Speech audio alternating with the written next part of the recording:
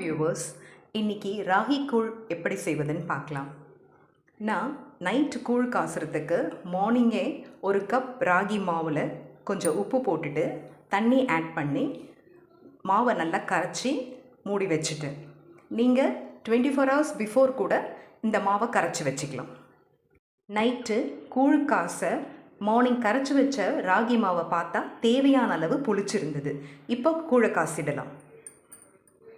ஒரு பாத்திரத்தில் தேவையான அளவு தண்ணி விட்டு அரிசியை குருணை போல் உடச்சி வச்சுருக்கேன். அதை நல்லா வாஷ் பண்ணிவிட்டு கொதிக்கிற தண்ணியில் அதை ஆட் பண்ணிவிட்டு தேவையான அளவு உப்பு போட்டு அரிசி பாதி அளவு வேகிற வைக்கிறோம், கொதிக்க விடுங்க. புளிச்ச ராகி மாவை இந்த அரிசியோட ஆட் பண்ணி நல்லா மிக்ஸ் பண்ணிவிடுங்க. தேவையான அளவு தண்ணியை இப்பயே ஆட் பண்ணிவிடுங்க. நல்லா கூழ் கொதித்த பிறகு தண்ணியை ஆட் பண்ணக்கூடாது. ராகி மாவு கட்டி இல்லாமல் நல்லா மிக்ஸ் பண்ணி விடுங்க.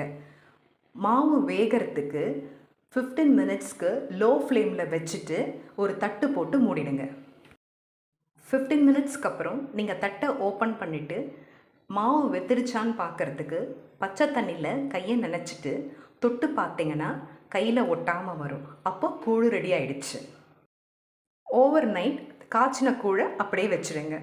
மார்னிங் தேவையான அளவு கூழை ஒரு பாத்திரத்தில் போட்டுட்டு கல்லுப்பு, நல்லா தாராளமாக தயிர் போட்டு தேவையான அளவு தண்ணி விட்டு நல்லா கை வச்சு மிக்ஸ் பண்ணிக்கோங்க.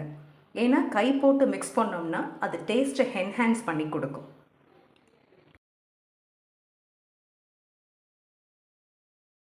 கரைச்ச கூழுடன் பொடியை நறுக்கின சின்ன வெங்காயம் சேர்த்து சாப்பிட்டா உஷ்ணம் தணிக்கும்.